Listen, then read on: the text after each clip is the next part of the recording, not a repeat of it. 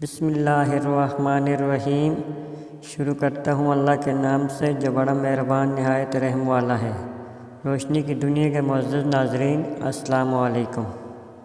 جنازے میں شریک ہونا۔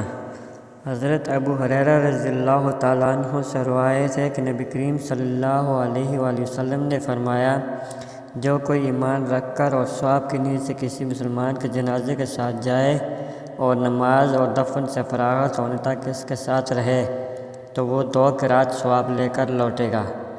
1 قرات اتنا بڑا ہوگا جیسے احد کا پہاڑ، اور جو شخص جنازے پر نماز پڑھ کر دفن سے پہلے لوٹ جائے تو 1 قرات ثواب لے کر لوٹے گا۔ صحیح بخاری شریف حدیث نمبر 47۔